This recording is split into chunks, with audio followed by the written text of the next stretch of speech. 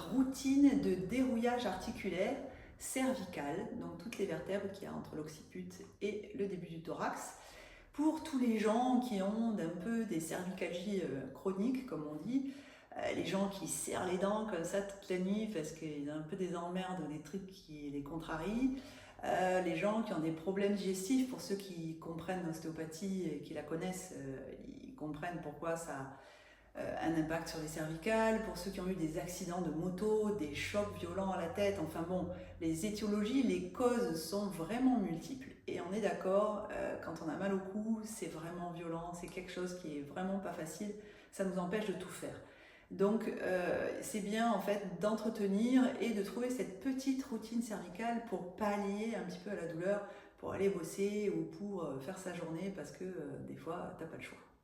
Allez, on y va, c'est parti. On va partir de tout ce qui est éloigné en fait des cervicales, parce que quand même je suis kiné, mais j'ai mon abord ostéopathique, c'est-à-dire que vous êtes comme un tissu, comme une nappe qui glisserait en fait sur une table. Et en fait là où ça coulisse pas bien, c'est comme des agrafes. Donc si tu tires comme ça d'un coup parce que tu veux que ça bouge là, et ben tu déchires tout, tu fais mal, bon. Donc c'est bien de donner du mou parfois à distance de là où est le problème. C'est pour ça qu'on va aller à 4-5 endroits autour des cervicales, mais qui ont un rapport avec les cervicales très intense au niveau anatomique. Je ne suis pas là pour vous faire un cours d'anatomie, pour ensuite récupérer une mobilité cervicale un petit peu plus harmonieuse et un petit peu plus confortable. Allez, on y va. On va travailler en premier lieu la mobilité des yeux. On se tient bien droit, on essaie d'aligner son cou comme on peut et on attaque. On va regarder à droite le plus loin possible, puis à gauche. On étire, on étire, on étire. Vous devez sentir les muscles oculomoteurs, donc ceux qui bougent les yeux, s'étirer. On va loin jusqu'à ce que ça tire dans l'orbite. C'est pas super agréable, je suis d'accord. Voilà, on le fait vraiment plusieurs fois, je vous montre que 2 fois. Ensuite on fait en haut, genre ça me gonfle, voilà, on regarde bien le plafond, on regarde en bas, je suis timide, je ne veux pas te regarder, puis on regarde en haut ça me gonfle.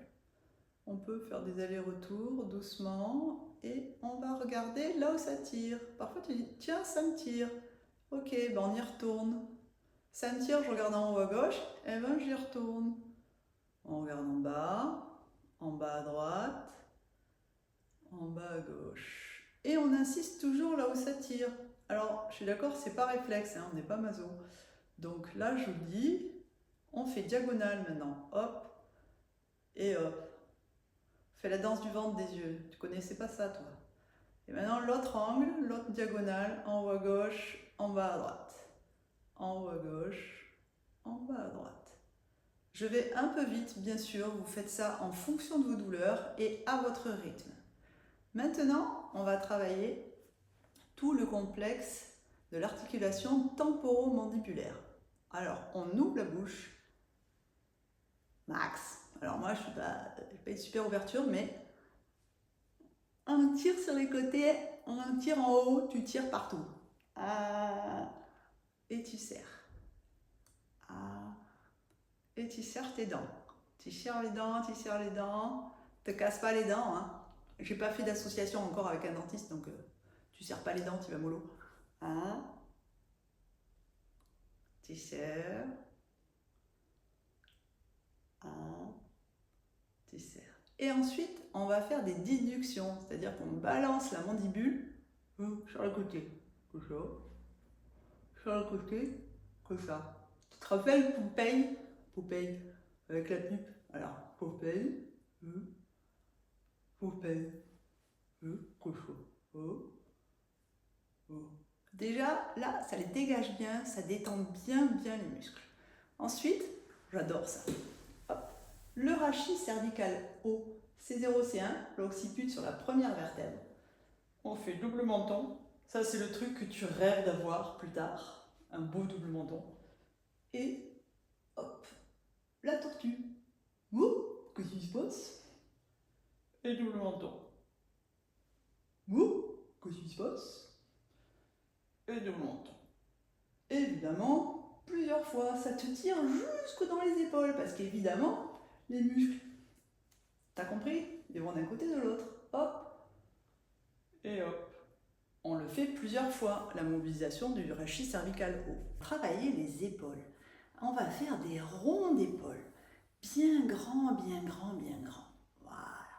Alors tu fais des ronds en arrière, tu vois. Jamais je te ferai travailler les ronds en avant. Parce que ça, on est super fort, tu vois. Tu fais la vaisselle, tu es au bureau. C'est ça, le bureau. Tu fais du vélo, du cyclisme, tu fais la course à pied. À enrouler, tu as la misère du monde sur les épaules. Ça, c'est niette. Jamais, jamais, jamais, je te dirai de travailler l'enroulement en avant des épaules. Alors, on y va et on fait bien ces ronds. Et on respire. Ça commence à détendre tout ça. Ça commence à être pas mal. Tout le long des exercices précédents, je ne voulais pas préciser, mais il faut toujours respirer. La respiration, c'est la vie. On respire. Ok, ça c'est pas mal. On le fait tant qu'on en a besoin. On met maintenant ses mains sur le thorax et on inspire. On va insister sur l'expire. On ne tire pas trop sur l'inspiration. Tu sais, que ça là, ça c'est la détresse respiratoire. Jamais tu respires avec ça. Le seul muscle inspiratoire principal, c'est le diaphragme. Le diaphragme. Que ça soit yogi, machin, Bouddha, ils ont tous leur respiration, mais la physiologie, c'est la physiologie. Le respiratoire principal, c'est le diaphragme. Le seul. Quand tu fais, c'est que tu as des tensions plein les cervicales, ou alors tu es à l'hosto et tu n'arrives plus à respirer. On te fout de l'oxygène. Donc, trêve de blabla, on y va. On n'inspire pas trop et on appuie sur son thorax. On inspire, doucement quand même, hein. Vas-y mollo. On appuie sur ses côtes vers le bas. Tu te rappelles le kiné quand il faisait ça à tes gosses quand ils étaient bébés? Un peu pareil. Ok, tu le fais plusieurs fois, doucement, en fonction de tes tensions, de ta douleur. Et mine de rien, à distance, ça te mécanise bien les cervicales. Ensuite, on respire avec le ventre, le fameux diaphragme. Et on souffle. On n'insiste pas trop sur la lourdeur lombaire. On gonfle bien son ventre.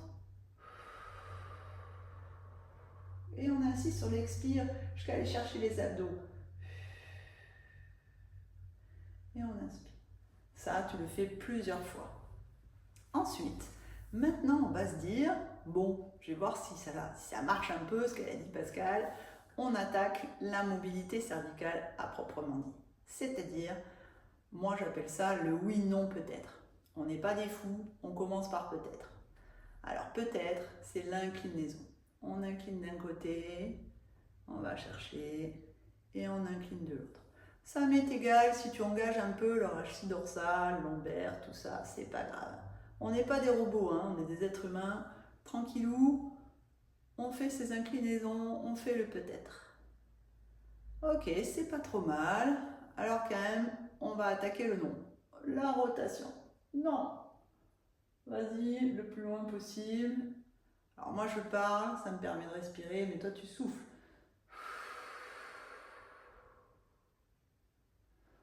On inspire pendant la rotation, on arrive là-bas, en tension. Tu souffles pour permettre à tes muscles de lâcher. Tu vas chercher un petit peu plus loin, ça me fait pas mal, j'y vais. Ça me fait mal, je reviens un peu plus.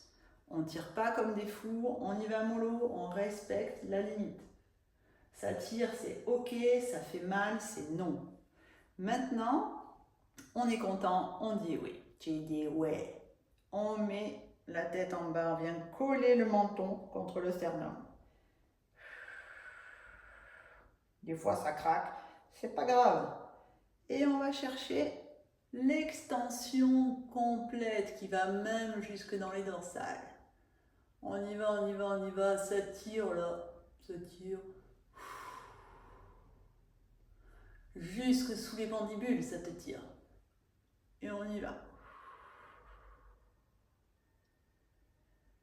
On va coller le sternum et ensuite on vient bien basculer jusqu'au maximum de ce qu'on peut. Alors avant, on dit oh là là, faut pas faire ça, la tête en arrière, ouh, c'est dangereux.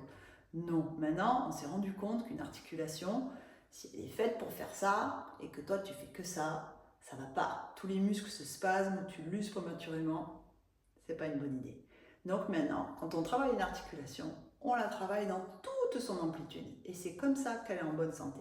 Donc tu vas me chercher l'extension là-bas, loin, loin, loin, loin, loin, loin. Ok. Alors, j'espère que cette routine t'a fait du bien. J'espère que tu la feras régulièrement si tu as des problèmes de cervicales. Si par exemple, je pense à mes patients qui ont un œil prothétique, qui n'entendent que d'une oreille. Ils vivent un peu leur vie, vous voyez, avec l'œil comme ça, mine de rien, puisque l'œil opposé est faux ou prothétique. Ils voient qu'avec un œil, donc hop, ils vivent un peu leur vie comme ça. Il faut aller chercher les amplitudes non explorées. S'ils n'entendent pas, on va être toujours comme ça. Voilà, tous ces petits exemples, les accidents de la voie publique, choc à la tête, il peut y avoir vraiment plein de choses. Eh ben, tu fais ta petite routine cervicale, tu t'entretiens. Voilà, c'est important. Voilà, j'espère que ça vous aura plu et que vous ferez ça régulièrement pour beaucoup plus d'indolence, de souplesse et de pérennité dans les résultats de vos séances d'ostéopathie ou de kinésithérapie. Voilà, j'étais ravie de vous présenter tout ça. J'espère que ça vous aura plu. Si ça vous a plu, tic, tic, tic, tic. On s'abonne sur le truc abonné. Et puis je vous dis à bientôt pour tous ceux qui en veulent un peu plus.